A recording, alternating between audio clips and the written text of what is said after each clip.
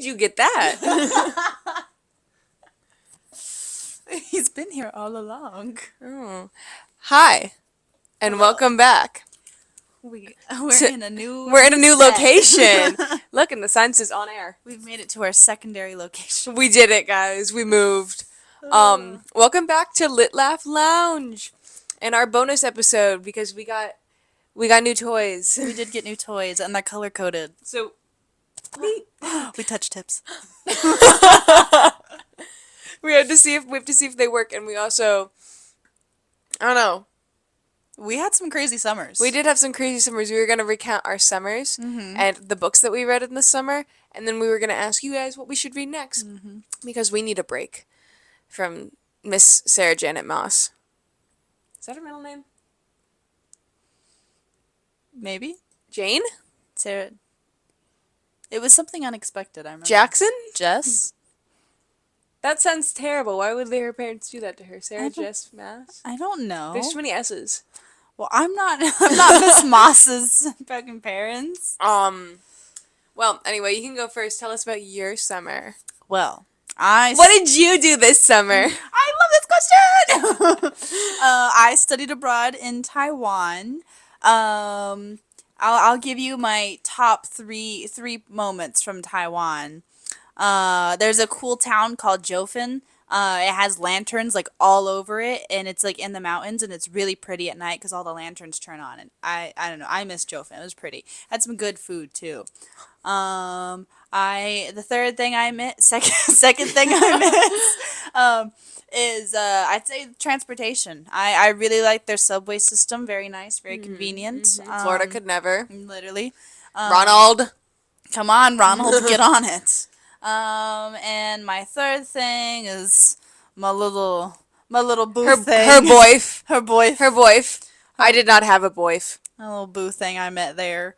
But anyways, so yeah. How was She was living her YA romance fantasy. Let me tell you something. I'm going to oust her right now. Okay. This man, he had a motorcycle. Did a motorcycle? He drove her home on his motorcycle. A lot.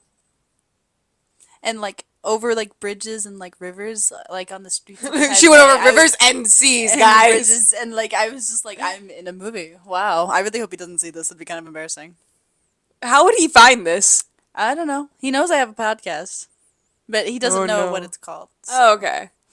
yeah. All right. Anyways, how was your summer? I unfortunately did not have a boyf. I just had immense loads of stress. So kind of on brand for me. I did study abroad in Florence, Italy. If you're gluten free, I highly recommend Italy because they have their little gluten free organization, and everywhere I went that had like their little, I think it's like the ACC or something like that, or ACI. Everywhere I went that had their little stamp, the food was so good. Bro, I had this sage ravioli and this pistachio cheesecake at this one place in Florence. And it was so freaking good. I had the best carbonara ever in Paris, but I digress. How was the gelato?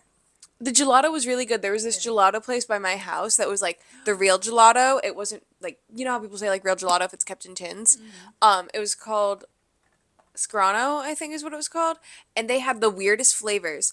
But I was so into them, and no one else was like into the weird flavors. Oh, I Like, love weird flavors. my favorite was pineapple and ginger, and then I got an apricot one with it. It was so that good. sounds so good. I am a fan of fun ice cream flavors. No, it was so yummy, and everyone else was getting like chocolate, and I was like, I would like the raspberry lime ginger, please. Then I got it with alcohol. They gave me like, they made a slushie with it with the sorbet. It was so good. I had it before like last night out because we did like, you know, when you sign shirts, like when you're in summer camp, we did that. And I got that beforehand, and I ran around with it. It was so good. I missed the bar there, Kikuya's. Shout out Georgia. I miss you, Pookie Bear. I miss Georgia. Home, sweet home. Save a horse, ride a cowboy. Yeah, that bar was really good. They had this drink called why am I talking like I'm an alcoholic? We are. I hate to inform you. I'm we not are. an alcoholic. I'm an alchemist. Oh, it's not alcoholism when you're in your 20s. Until you graduate, it's not Yeah. alcoholism. Yeah, strawberry blonde. It was like a strawberry mojito, and it was so good. And they made it there for you, and you watched it. Oh, so yummy. Oh, that And they does also had a sound good. porn star martini that was really good. Oh. I love martinis. I went everywhere I could when I was there because I've never been out of the country, and I was like, ooh, I'm gonna put myself in major amounts of debt. So I did. I went to Paris, I went to Switzerland, I went to Austria, I went to Croatia. I ate a lot of food. I had this really good breakfast in Croatia. That's where they filmed Game of Thrones, which I didn't know, but they had a Game of Thrones museum in Croatia. Yeah, they film in a few different places. It depends on which place they're at, because they have the one in Croatia, then there's one in I think it was like a castle in Zealand. Croatia, like on the ocean. yeah, And they yeah. had like a Game of Thrones museum. I didn't get to go to it because we were only there for like 2 days. But that was cool. Yeah. And yeah, I did a magazine program, and I don't know where that magazine is currently. But maybe one day it will be found. Oh my god. Yeah, and when I was there, I read some of Fourth Wing, or not, no, some of Iron Flame. I'm almost done with Iron Flame, and then I read the entire Shepherd King duology. So One Dark Window and Two Twisted Crowns, and those are so good. I highly recommend those. If you like world building and like magic systems and stuff, they have a really cool magic system. They have like a tarot card magic system almost, but they're called like compliance cards or something like that. I can't remember. It starts with a C. It's almost like JoJo up there. Yeah, almost. Yeah. And they one one of the ones in the particular was the scythe that they had, and the scythe gives you the power to control other people, but it after like a little bit of time of using it, it gives you like immense amounts of pain. Like tries to kill you amounts of pain. Oh. There was one that was like the nightmare card, and I think it was like you can see someone's like worst fears, but after a while your worst fear comes true. The well card was like you can see like virtue of another person almost, like you can see if like you can trust them, but then you'll be betrayed by a friend. Oh. So it was like stuff like that. It was really cool. The main character, Lisbeth, I think is how you pronounce. It's like Elizabeth but with a P. Lisbeth, I think. Oh, Lisbeth. Yeah. She was kind of obnoxious, but like I didn't mind it that bad. And the main boy, Raven, but with a Y, he was so stupid. I loved him. He was so dumb. But the real star of the show, I figured out my type in like bookmen, Oh. and I've decided it's the princes that are bad at their jobs. Oh, Like, that's fun. Cardan, Dorian, Nikolai, Yeah. and now Elm from that series. They're so bad at their job, and I just love them. They're so bad at it that they're just good at They're it. just there for the ride. Yeah, and they're just like, they're hot and they're rich and they're funny, and that's what I like. Mm-hmm. And they're bad at their jobs. Oh my god, that's fun. But you finished Fourth Wing. Yeah. She did a lot more reading than I did. I was extremely busy. With her boyf. With my with my class, learning That too. Chinese. Learning Chinese will take up some of your time. Yeah, and just kind of like traveling around, just because I was trying to get out and see. I was living there for 2 months, might as well. But yeah, so I only finished reading Fourth Wing, and then I started reading Iron Flame. Now I really liked nope, I really liked Fourth Wing. I like sped through that bitch because I started reading. I started reading that last semester. And then I got too busy with school and like finals and had to stop, but I finished it on the plane. I really liked it. I accidentally got spoiled for the ending. I also got spoiled for the ending. But it was still very enjoyable. I really, I cried. Yeah. Oh, I cried. you did? I did. Oh. I shed some tears. And I knew it was going to happen. Oh, for Liam. Wow.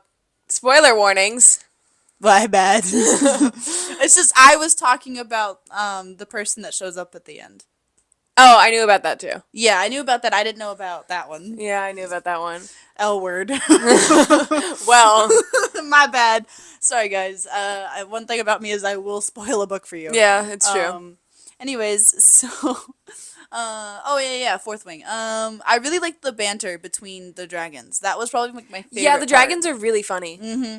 She wrote the dragons very well. Yeah, and it's just like you expect the dragons to be like old and ancient and scary, and then they're just like so sassy. Mm-hmm. They're so sassy, and they have such a good sense of humor. They're like they've been around for a little too long, and they're sick of it. And they know it. They know it.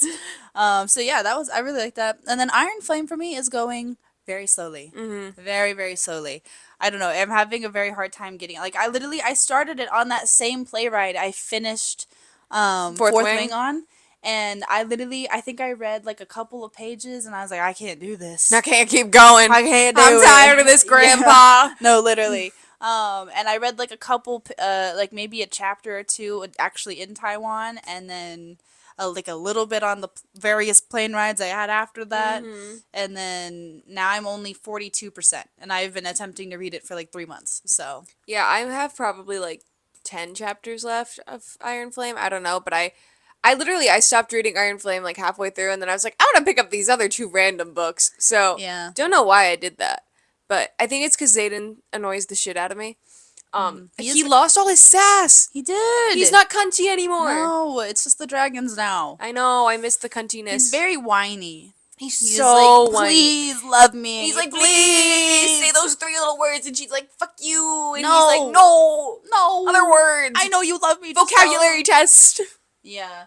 So And he's also like, don't do anything, like don't Please. do anything dangerous. And she's like, I'm in a war college. What I- do you mean? Don't do anything I dangerous. literally have to do it the same thing all the other students have to do, except this one guy kind of hates me. Which Oh. one? And then that one guy coming back, Oh yeah, that was scary. that was freaky. She pulled a fast one on me. I wasn't. No, expecting I that wasn't one. expecting that either. I thought the mountain was enough. Oh my god. But yeah. Also, it makes me question Nolan.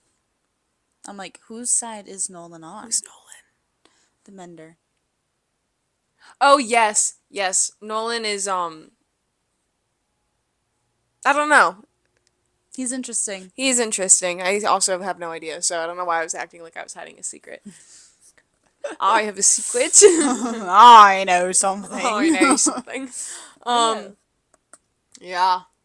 That's Iron Flame for you. Mm-hmm. Oh, she's about to get to a part where certain people will understand this, where, you know, other people show up, and then we have a whole thing going on. Mm-hmm. I think I'm at that part. The meetup. Yeah. And I met Kat. Yeah. Love her. Okay, she's kind of bitchy right now. Love her. Oh my god. Oh, just wait till there's another part a little bit later, and you're gonna be. It's gonna make you giggle. Don't try and eat it. It's mine! Oh, these mics, by the way, are brought to you by my father. Yes, thank you, Robert. Thank you, Robert, Love for you, investing Robert. in us. Thank you. Our poor college studentness. Shout out, Robert. We need to put like a nice photo of him over our faces. Hearts. We can make him a little edit. That was all I had to talk about. Yes, but now But now, we need we ask to- you, the audience. you dearest reader.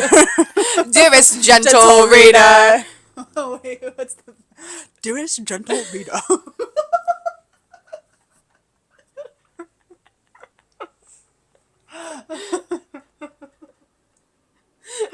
Good Julia Andrews. Oh my god. I have a Sorry. question.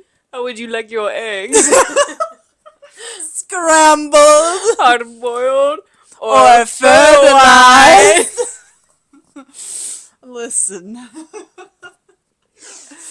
We've been together for a total of like 5 days so far, and we've just complete brain rot. Our Oh my god, do you want to hear about our night at the club yesterday? club. The club. Nothing really eventful happened except towards the end. There's gonna be a really weird muffle sound. Just know that Alana can't work a mic. It's not that I can't work a mic. I'm just throwing it around. We were at the club, and I was trying to leave because my tummy hurt because I accidentally narked myself with something I'm allergic to. Don't know what, but you know. And I'm standing there. I was laughing about this in the shower.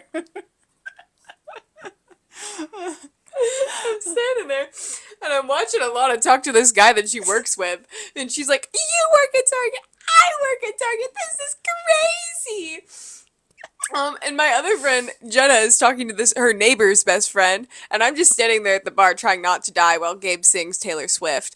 And this guy walks past me, and he looks at me, and he walks away, and then he swerves back over, and he goes, "I see you in my dreams," nods and walks away.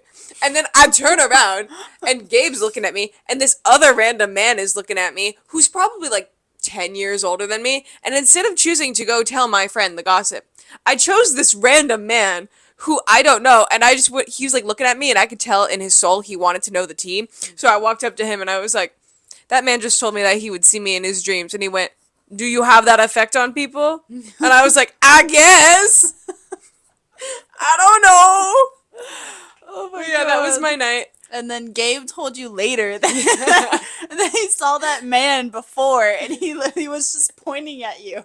To no one in particular, he was just pointing at It's you. just Gabe and the random guy I told the drama to, and the guy walks past me and he just stops, does the little roundabout he did before, walks away, and then walks back and says I'll see you in my dreams thing. I was like, Oh my god.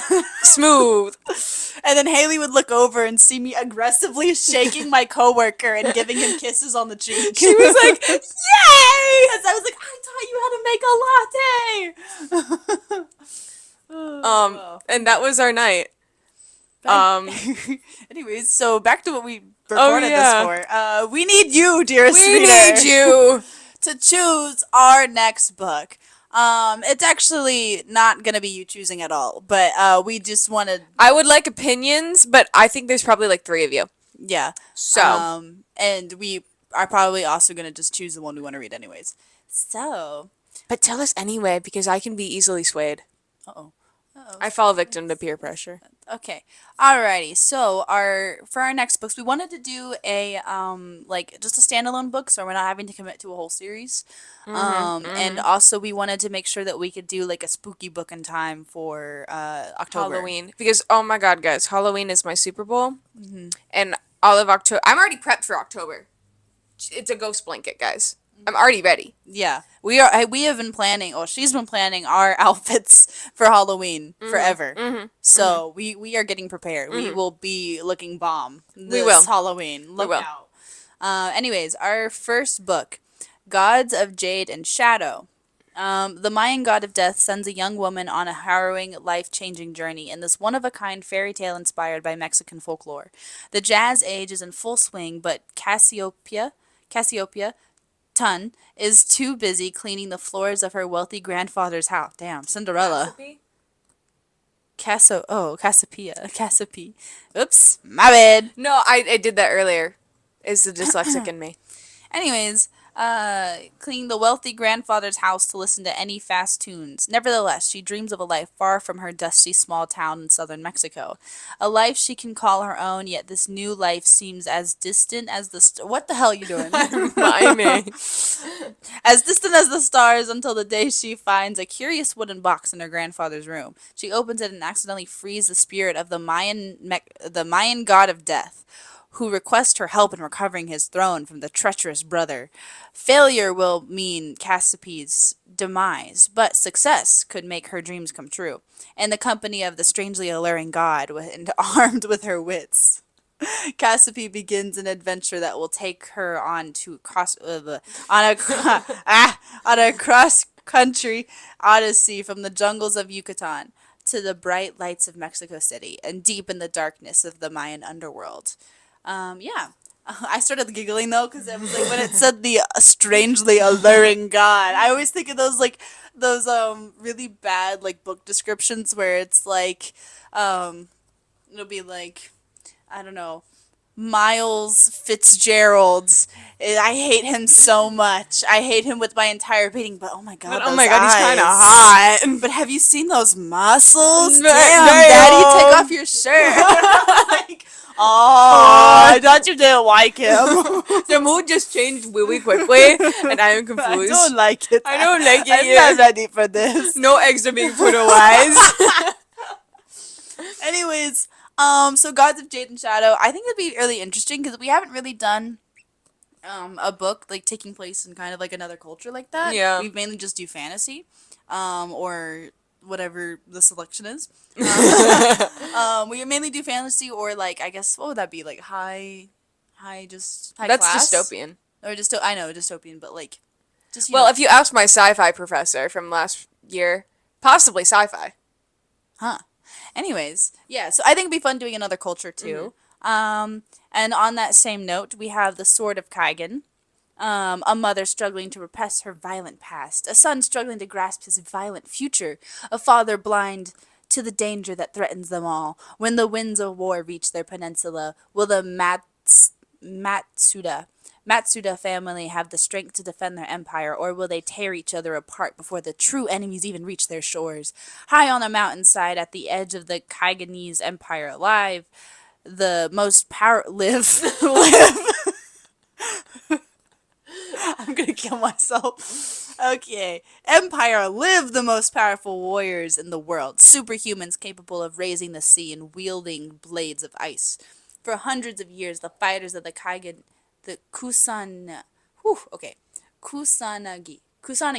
Peninsula have held the Empire's enemies at bay, earning their frozen spit of land the name, the Sword of Kaigan.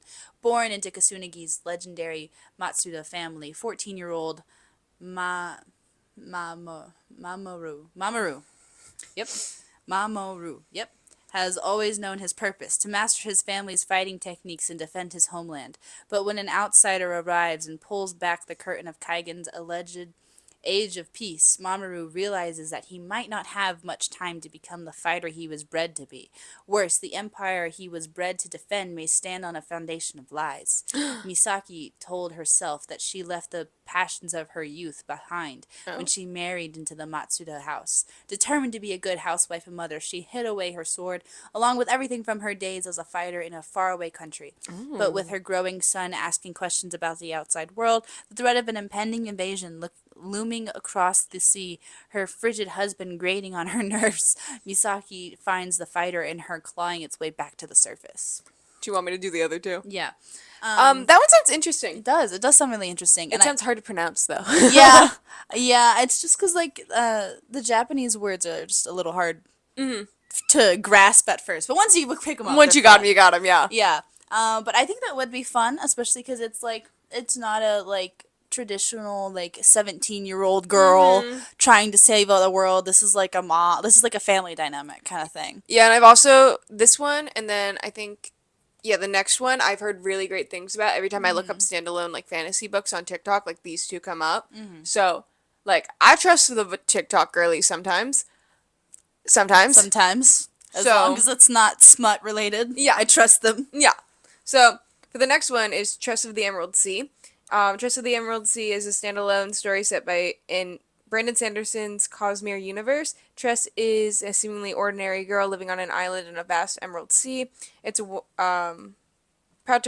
it's a pirate adventure, and I didn't actually screenshot the description. I just figured out, but I have read Brandon Sanderson in the past. I haven't read his like big fantasy series. I think it's like the Mistborn series or something like that. I can't remember. But I did read his sci-fi. He's got a lot of series. Yeah, I read Skyward or the Cytonic. I have it.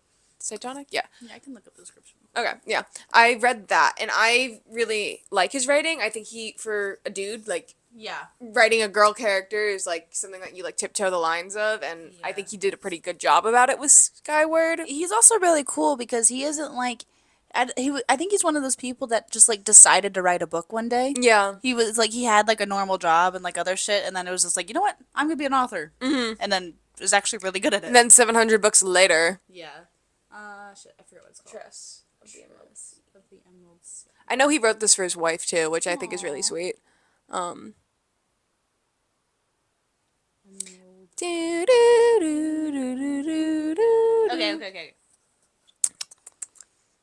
The only life Tress has ever known on her island home in an emerald sea ocean has been a simple one, with the simple pleasures of collecting cups brought by sailors from faraway lands and listening to stories told by her friend Charlie.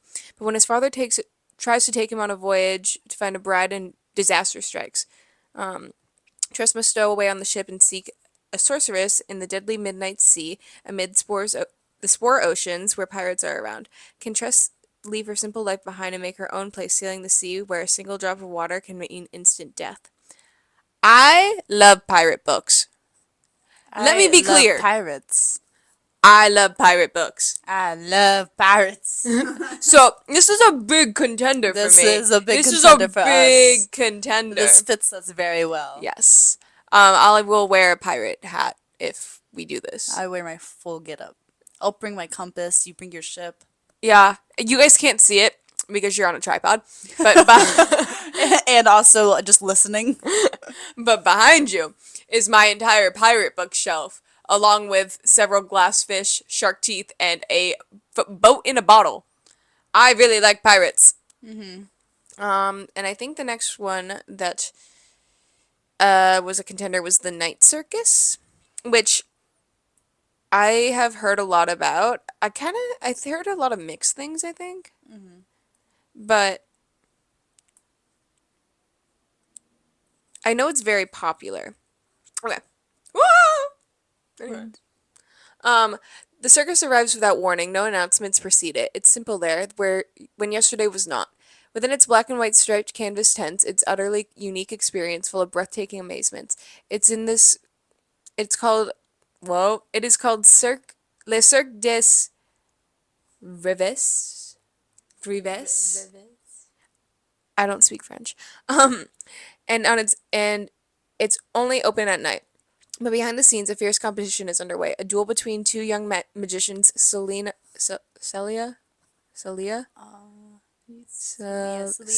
and Marco, who have been trained since childhood expressly for this purpose by their instructors. Unbeknownst to them, this is a game in which only one can be left standing. The circus is the stage, but a remarkable battle of imagination and will. Despite themselves, however, Celia and Marco tumble into a deep, magical love. That makes the lights flicker in the room grow warm whenever they so much as brush hands. True love or not, the game must play out, and the fates of everyone involved, from the cast of the extraordinary circus performers to the patrons, hang in the balance, suspended as precariously as the daring acrobats overhead. Written in a rich, seductive prose, the spellcasting novel is a feast for the sense and the heart. Which also sounds really good. Yeah. It does sound interesting. Wait, are they having to fight? Like, battle? Yeah. They have to duke it out to be the best magician left standing, and only one of them can be left. Interesting. I don't know. I'm not much of a fan of circus stuff. Really? Like, that's one of the reasons I didn't like Blood and Honey. Oh, really? Yeah, I'm not much for circus. I love a circus. I love Carnival, so I've we have to read Once Upon a Broken Heart, too, at some point. We? Who's we? We have to read it for Jax. The only blonde man. That's a lie, there's two. Warner. Nikolai Lentov, but maybe there's three. The third blonde man. But stop it! It's gonna get crackly. Sorry. Yeah. So that is that. Let us know what you think we should read next. It will probably be between the Sword of Kaigen and Tress of the Emerald Sea. Yeah. But if you have other suggestions, we are always down to know. And if you have any suggestions for a thriller that we could do for Halloween, let us know. And if you want us to continue with what is ACOWAR after this, also let us know. This has been a message from Lit Laugh Lounge. As always, fuck bitches and get money. Yes, absolutely. Well, now what am I supposed to say? You stole my thing. That's my thing. You stole that from me. It's on my wall. Stealer. Think of a new catchphrase. Go.